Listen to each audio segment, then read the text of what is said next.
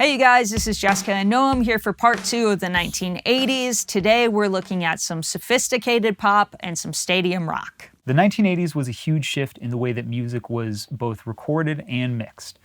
All of this had a big impact on the way that drums were sounding. From digital processing to gated reverb to drum machines, the decade was a whole new array of different palettes and sounds. Obviously, there are tens of thousands of fantastic drum sounds from the 1980s. We've recreated many of them in our series, What's That Sound? I highly recommend you check that out. But today, we're looking at Every Breath You Take and Paradise City.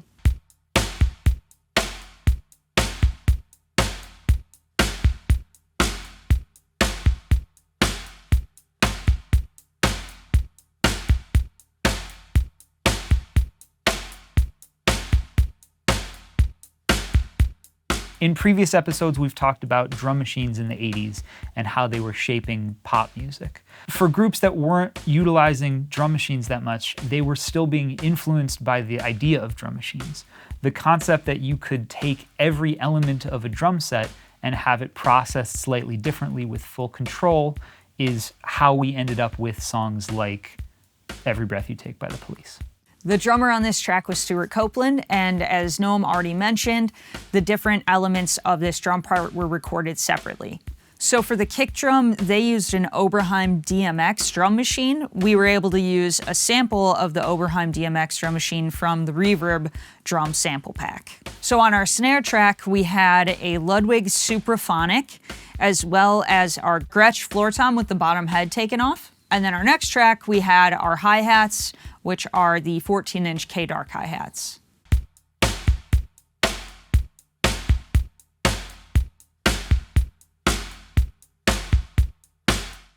By the time we're doing Every Breath You Take, the idea of recording has completely shifted. The track count has gone from 16 tracks in the 70s. By the end of the 70s, they were starting to get into maybe 24 tracks. By the mid-80s, they're starting to chain tape machines together. And so what they would do is they would have a main tape machine and they would record all of the drums and they would record all the main instruments. And then they would have an extra tape machine that was chained together with SMPTE timecode. And you would have one tape machine kind of leading the other tape machine and they would be able to run in unison. And so the result is all of a sudden you have 24 extra tracks.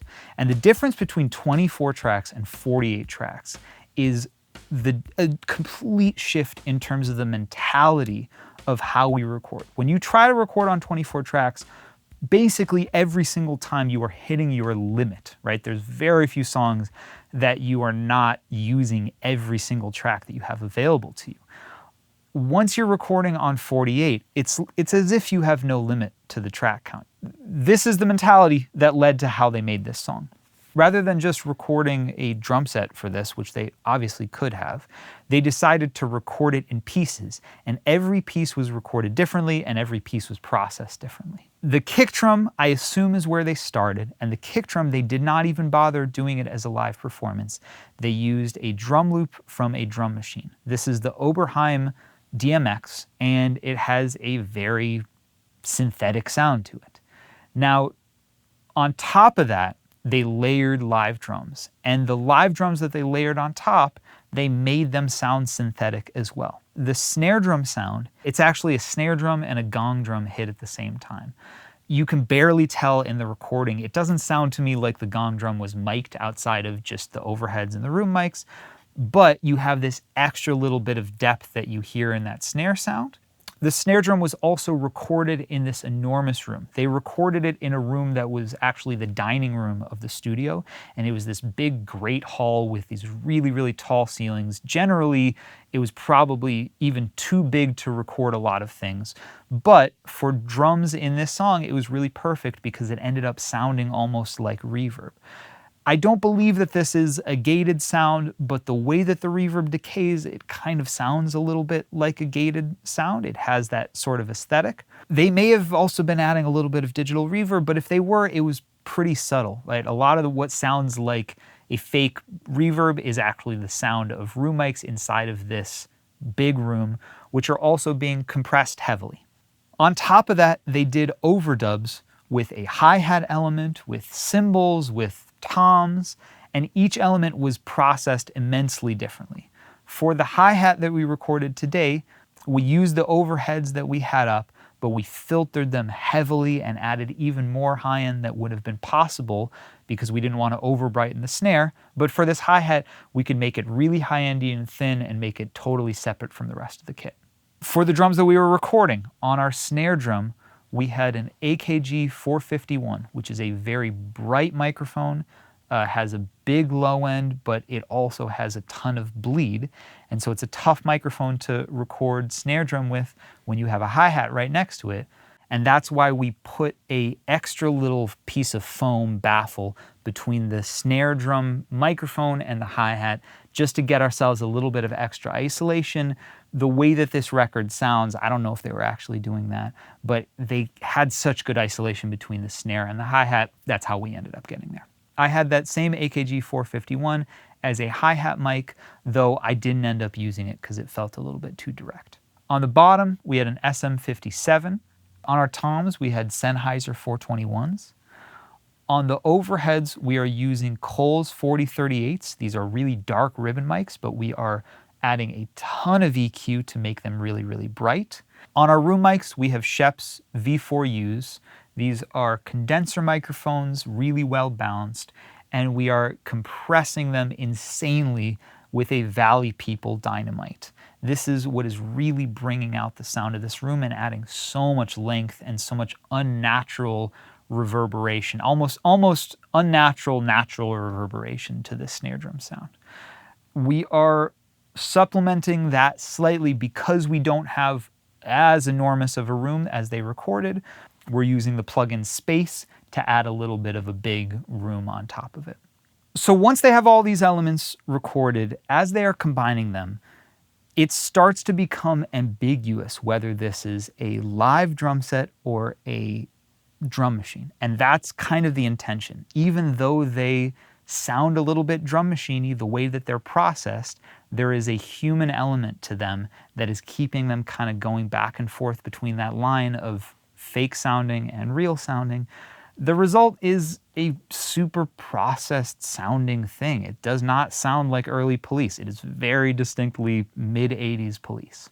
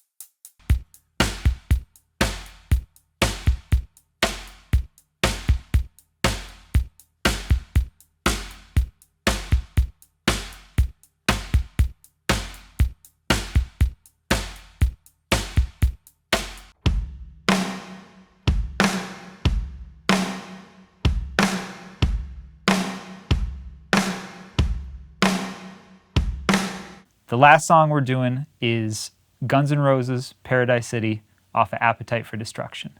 The drummer was Steven Adler, the engineer was Mike Klink. This is classic 80s stadium rock. It is huge, there's tons of reverb, it is the sound of drums inside of a stadium concert. If you've ever been to a baseball game, I am positive that you have heard this song playing over the loudspeakers. For our drums, we used our Gretsch kick drum and our Ludwig Superlight snare drum. And for our cymbals, we used the Zildjian K Sweet Ride and the Zildjian 19-inch K Dark Crash. And for our hi-hats, we had 14-inch K Dark hats. Paradise City, we are full spandex, we are full long hair, we are full stadium rock. We sound completely ridiculous at this point. We have lost our way fully. We are not self-aware. We are just deeply, deeply in the 80s. Essentially what they are doing is they are starting to take really good drum recordings and they are starting to add way too much reverb to them. And the result is that you have very, very larger than life drum sounds. We have really well recorded drum sounds, and those drum sounds are completely obscured by the obscene amounts of reverb that we're adding.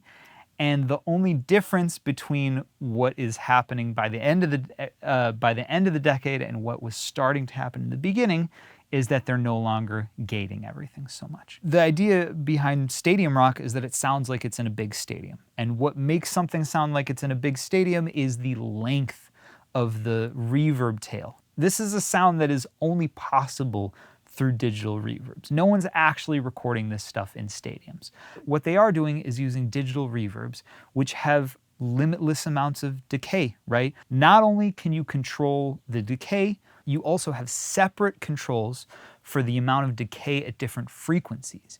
And this is the key to starting to shape these types of sounds, is when you are adding immense amounts of reverb to things, when you are adding really intense reverb sounds to a snare drum, if you're using a chamber or you're using a plate, you can EQ things going in, you can EQ things coming out, but there is a limited amount of control that you have at that point.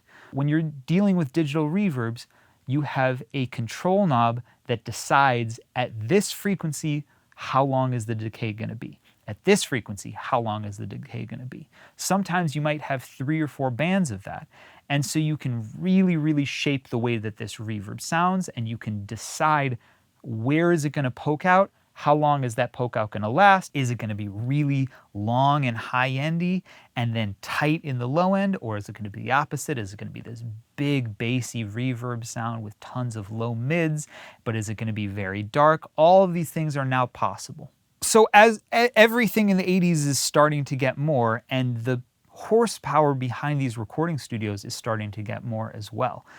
Previous recording studios might have 1, 2 reverbs tops. Now we're starting to have things like the Lexicon 480L, which has multiple processors within it and allows you to run multiple reverbs at once. We have multiple reverb units in every studio. We might have some smaller reverb units that are a little cheaper that people are starting to use. Things like the Lexicon PCM 70 and 60 and 80.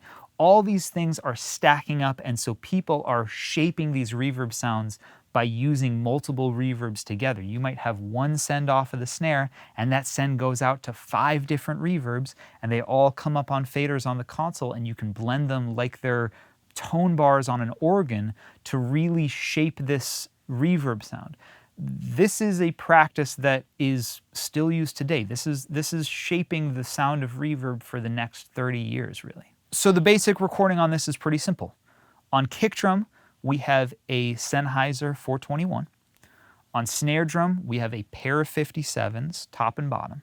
On our overheads, we have our Mic Shop 47s. On rooms, we have Schoeps U4Vs. We're starting to compress things a little bit more. On our snare drum, we have a bit of 1176 compression. On our room mics, we have a Chandler TG1 compressing that. On our overheads, we have some parallel compression with a Valley People Dynamite. All of these together is giving a bit more hyped up of a natural drum sound, and then we get into our reverb. The send to our reverb is coming from our snare drum, and it is a gated send. So we are taking the snare drum mic, we are gating it, and then we are sending that to the reverb so that it doesn't put so much reverb on things like the hi-hat and things like the kick drum. We're really just focusing it on the snare drum. That send is going out to 2 separate reverbs. It's going out to a Lexicon 224. I'm just using the UAD version. And then we are also going out to a AMS RMX 16 that is also UAD. These are both set to pretty long reverbs, and they're both set fairly bright. And for both reverbs, we are putting some EQ beforehand. This is to take away some of the tubbiness. We don't really need the low end to be so expansive. We don't want it to take up too much of the room that the guitars are going to need to take up. And we are EQing it slightly on the way out of the reverbs just to further shape the sound. The fact that we used a gate on the send to this is a kind of big distinction between the 70s and the 80s. 60s, 70s, generally everything got the reverb, right? They were using less microphones on things, even though they were not necessarily putting everything through the reverb at the same time. because there's so much bleed in all the microphones, you would never really get a drum set that just had reverb on the snare and no reverb on the kick drum, or just reverb on the snare and none on the hi-hat. In the true spirit of the 80s, where we're starting to use drum machines and separate things and overdub things, and just everything is becoming a little bit more separate, a little bit more stylized, a little bit more cartoony, and less like the drum set sounds in the actual room, we end up with this sound where just the snare gets this immense amount of reverb, the kick has practically no reverb, the hi-hat has almost no reverb, the toms also get these enormous reverbs. Everything is very individual, and this is only possible because of all the gates that we're starting to use.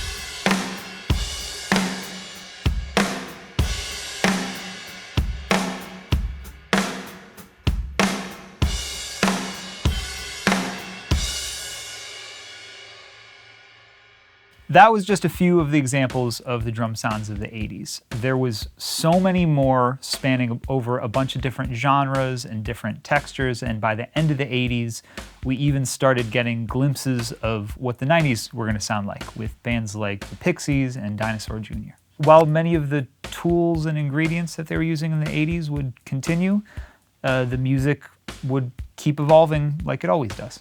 So what are your favorite 80s drum sounds and what did we miss? Please let us know in the comments, and also leave us some suggestions for the 1990s. As always, thanks for joining us, and we'll see you next time.